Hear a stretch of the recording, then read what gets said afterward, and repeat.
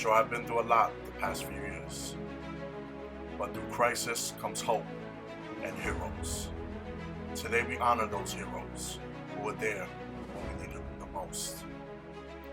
One such hero is a decorated veteran who tirelessly fights for his country and the city that he loves. Sergeant Gonzalo Duran. Our Marines' commitment never ends. Let's elect someone who will defend and honor all New Yorkers and put America first. Today's begins our comeback story.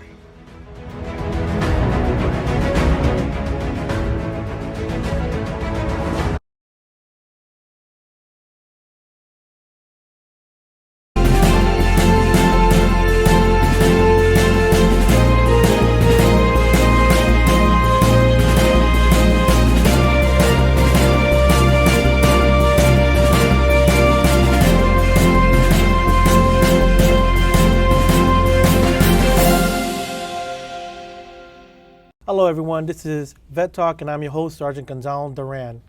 I'd like to thank our executive producers, JM Empire Media and Vero G Productions. Also to our sponsors, Has Heart. They're putting, it's a mission-based organization for veterans that puts artists and veterans together to make art. And this particular shirt represents the burn pits in Iraq and Afghanistan. You can check them out through www.hasheart.us. Now, today's honored guest is Patrick McManus, the chairman of the Bronx County Conservative Party. Pat, thank you for being here today. Well, thank you, Gonzalo, for having me here again. It's a pleasure to come and speak to you. Well, you know, one of the great things to have you on today is that you recently had a big victory. Please tell the viewers about it. We had a historic victory in the 13th City Council District up in the Bronx. It was a hard-fought race. There was a Republican and a conservative primary for the first time in many, many years. And the victor in that primary, Christy Marmorato, went on to win the first, she's the first elected conservative Republican city councilwoman from the Bronx in some 50 years. And the first to hold the seat in that district in somewhat like 90 years. It was a very, very historic victory, and congratulations to Christy. And so now, for the viewers that may not understand, she is a Republican, but she was endorsed by the Conservative Party. How did that come about? Well, we were approached by several candidates for that district, and they all seemed decent candidates. They all were community-oriented people, community activists, family, spiritual, religious. You know, they really fit the mold of the conservative ideals. So that's what made us decide that rather than us deciding who our membership would get to vote for in November, we would let them have a primary and see who the registered conservatives of the district actually wanted as their candidate.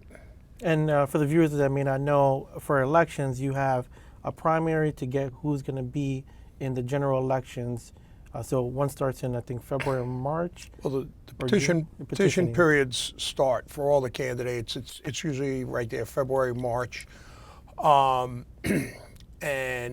the primaries occur in June, late June. And the purpose of the primary is to decide who is going to represent the party in the general election come November. There we go. So there is no second petitioning period to run in November. The winner of the primary becomes the candidate in the general election for that particular party.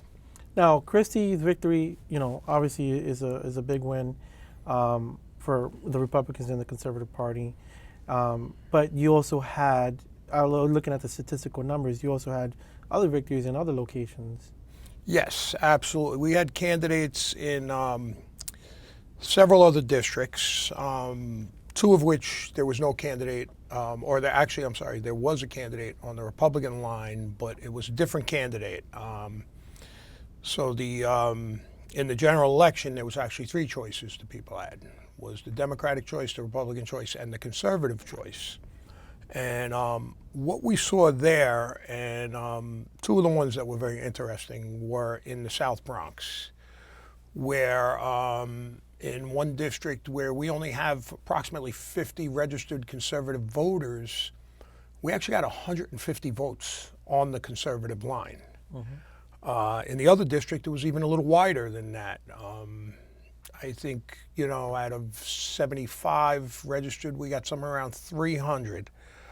So in looking at those numbers, I'm seeing that in those areas, the people aren't happy with the Republican Party or the Democratic Party. And they sought out to vote on a third line, which means I think people in those areas are starting to realize that they identify more with the ideals of the Conservative Party than they do with either the Democrat or Republican Party. So now that you have these victories, I mean, how do you plan to keep the momentum going? Well, that's just it. We've been, I've partnered with a few groups, a few individuals in these areas, and we've been hosting and holding events, cigar nights, and other things, trying to, just trying to get people more interested in politics and understand that, their city council members affect their lives every day more than who's sitting in the White House. And, I think people are coming to that realization. They're starting to see the value in local politics and thinking local when it comes to who's representing the community. Yeah, I, for one, know that. I've, as an advocate, I lobbied one of the programs for student veteran homelessness, try to get the Human Rights Act of 2017 changed to not have landlords and brokers discriminate against veterans trying to use their GI Bill to get apartments, because that was causing a lot of homelessness in the communities. But once again, it's not a national level problem; it's a city level. Absolutely. So stuff like that. And I'm sure there's other tons of different things that's going on, but that's just one example out of many. So now you got, you've been doing all those, let's say, cigar nights and having individuals that are coming out. I'm assuming this upcoming year, 2024, you guys have some plans coming up. Yes, there's a lot of races, more state and federal level. As everybody knows, we have the presidential race coming, and that's what everybody's focused on. But there are a lot of races closer to home. Your state senators, your state assemblymen, who, again, those affect our lives here in New York State more than who's in the White House. We're actively searching for individuals interested in running that fit the ideals, and we are actively asking anybody who's interested in running, please come in, have a meeting with the Conservative Party. You can reach us on Facebook. And we want to build a better community, and we need to do it together. I was talking to the president of the Bronx Veteran Political Party, which is a nonprofit that helps voter registration, Familiar. the donor registration cards, and try to help veterans get some information so they can run for office. And they had told me that on I think it's the word is slate, for the pollings, that there were a lot of empty vacancies on them. So, like, let's say judges that were running for office, they went unopposed. Absolutely. It was a little disheartening for even me as a party chair to look at the ballot. And in my particular district, in the 13th City Council district, this was only a local election this year.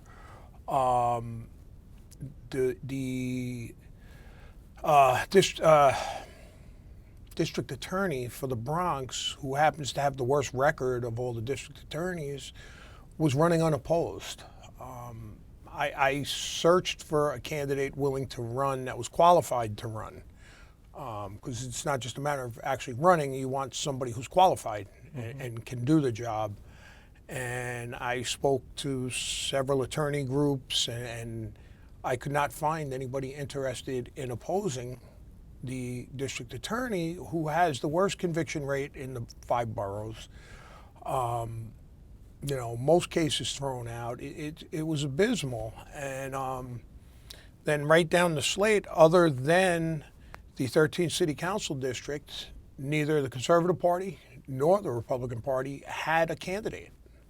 And it was very disheartening. And I could speak for myself that I very actively tried to get candidates for judge, and as I said, district attorney, but nobody wanted to challenge the Democratic machine that is operating in the Bronx, other than in the one district there, and in the 15th. It was, I believe, the 15th and 17th. 17th, and there was a little challenge in the 11th. But the 15th and 17th were the really interesting ones. I like to keep myself updated with, politics and what's going on in my neighborhood as well. We always talk about the higher elected positions, but there's also party positions. There's also Absolutely. community level stuff like community boards. At the higher level from the mayor's office, they have the advisory boards, Right. and then you have your own little centric community, like the more neighborhood level, which is like, let's say, a tenants association or something like that. Yes. The party itself, let's say the Bronx Conservative Party, what are you guys specifically looking for now? Let's say, because you want, let's say, less people, or you want the vacancies to be filled, Yes. and you want people to join for the 2024 election. We do have a lot of positions within the party available. There's basically there's several positions available within the political party. You have your county committee, you have a state committee, you have assembly district leaders, you have associate assembly district leaders, you have judicial delegates, and each one has different roles. And in the past years, when I took over the party, a lot of these positions were not filled. They were either vacant or they had people who no longer had any interest in being involved. I have seen in the last 3 years, and especially now in this last year, my party enrollment is rising. And not only is it rising, the people joining want to be involved. They want to step up.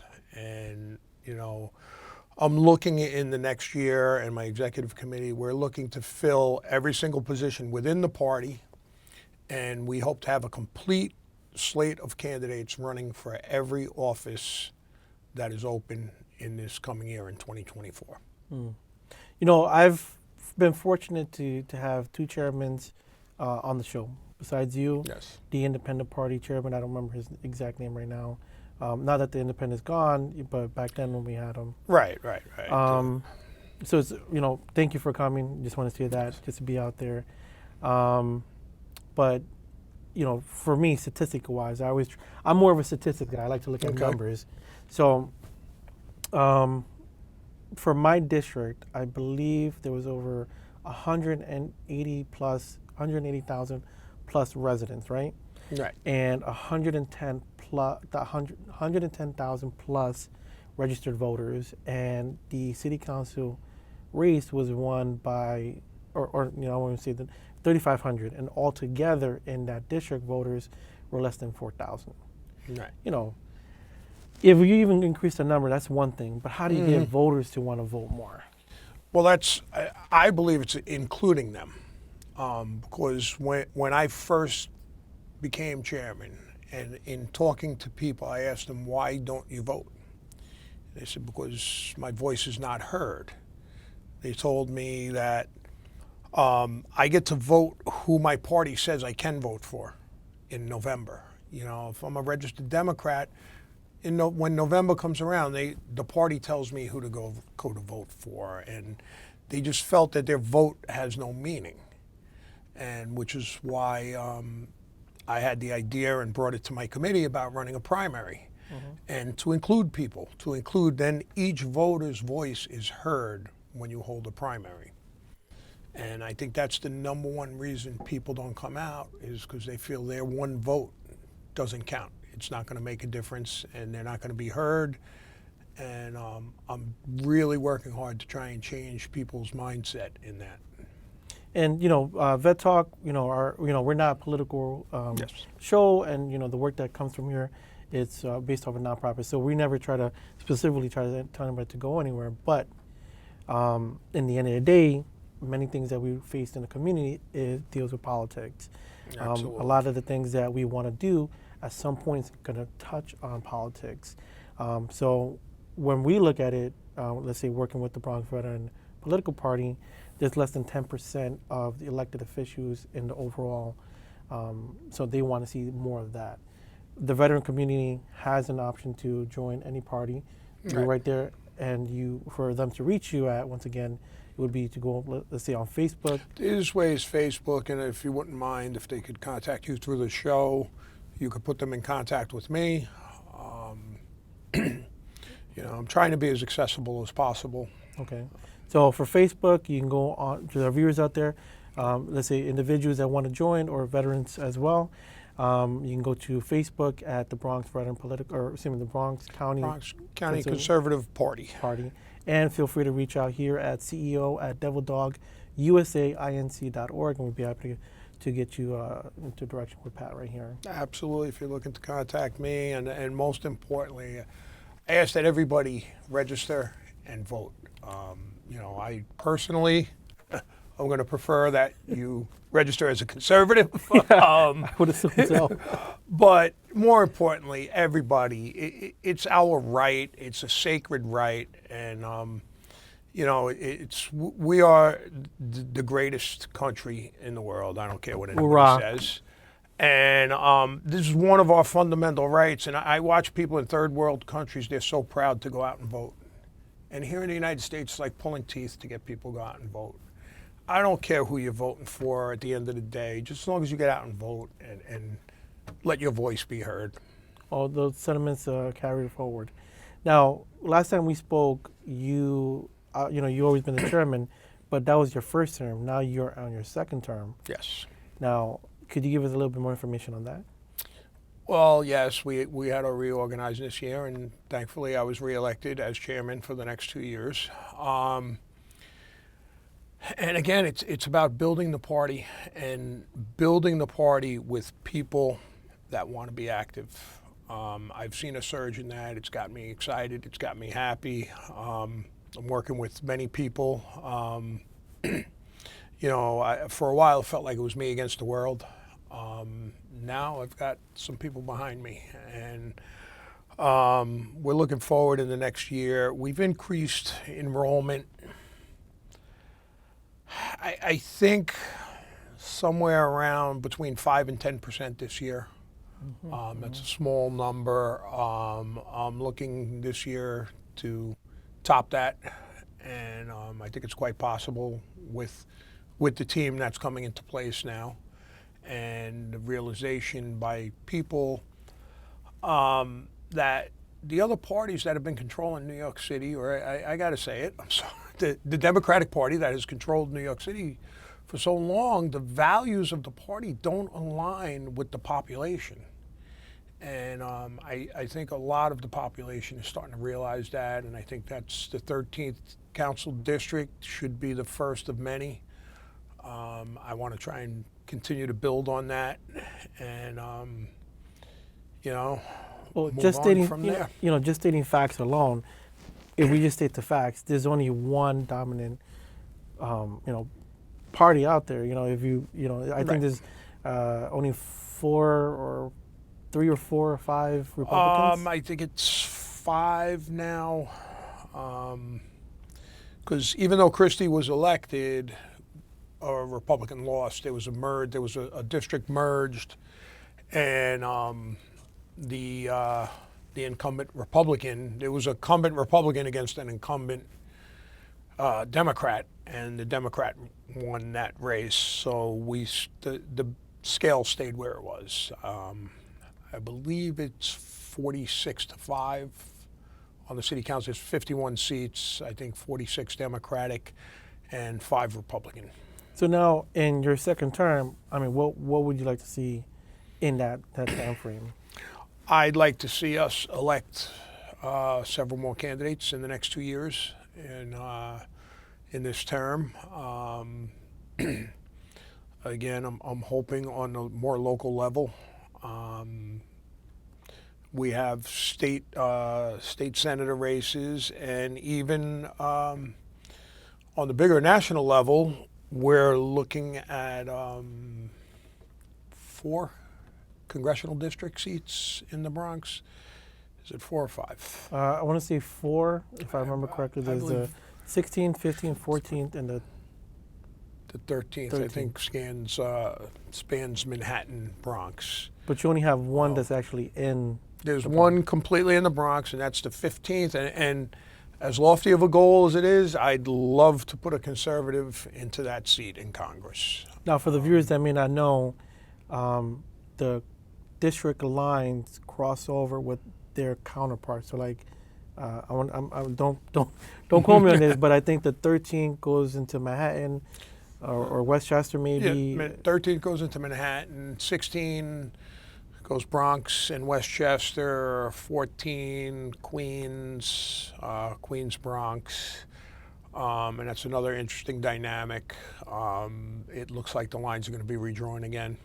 It's being fought in court. It was decided by the New York State Supreme Court last year, but now it's being challenged again. And we may be looking at a redistricting of the congressional lines. So now, the word, you used that word twice, redistricting. You said that earlier you did a redistricting for your position, and now those are the lines for the congressional district.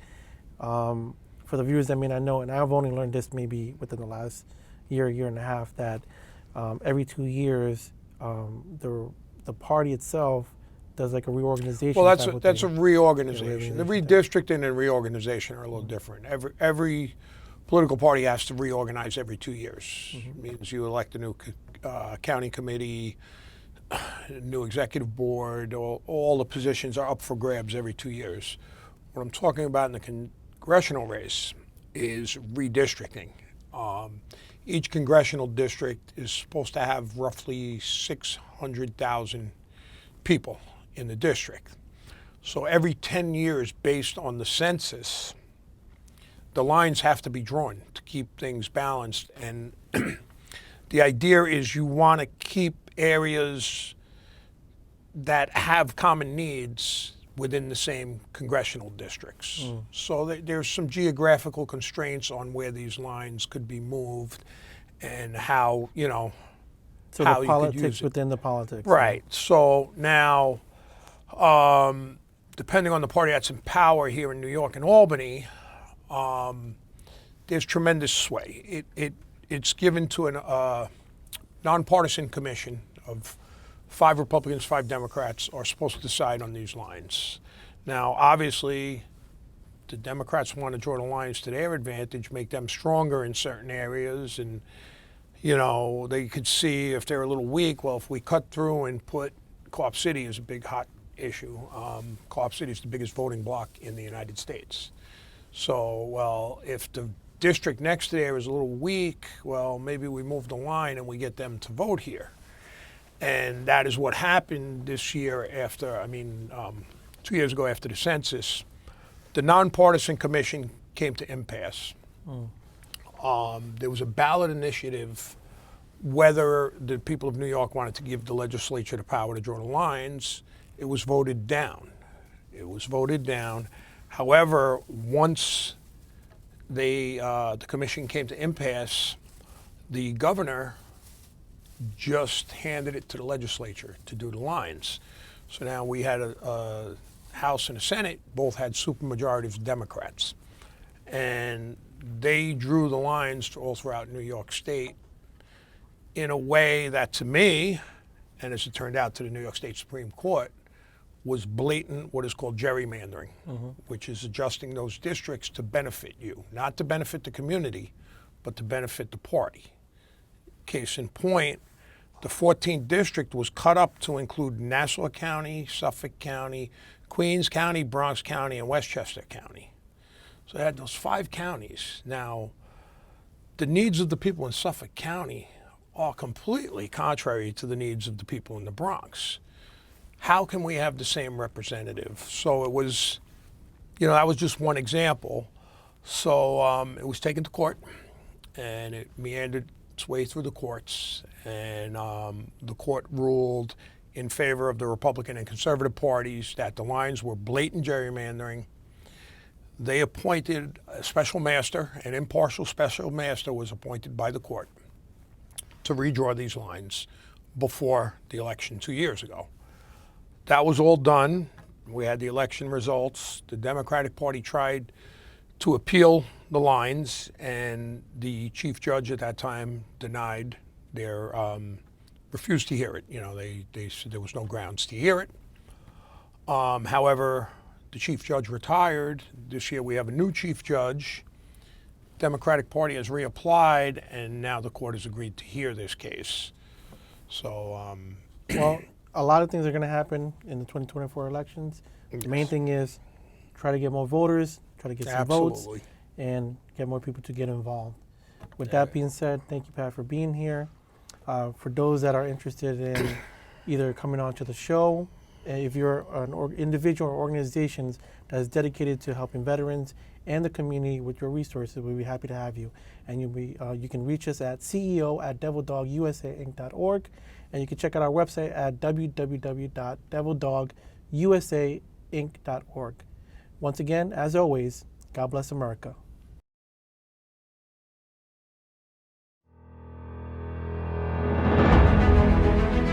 New Yorkers sure have been through a lot the past few years. But through crisis comes hope and heroes. Today we honor those heroes who were there when we needed them the most. One such hero is a decorated veteran who tirelessly fights for his country and the city that he loves. Sergeant Gonzalo Duran. Our Marines' commitment never ends. Let's elect someone who will defend and honor all New Yorkers and put America first. Today's begins our comeback story.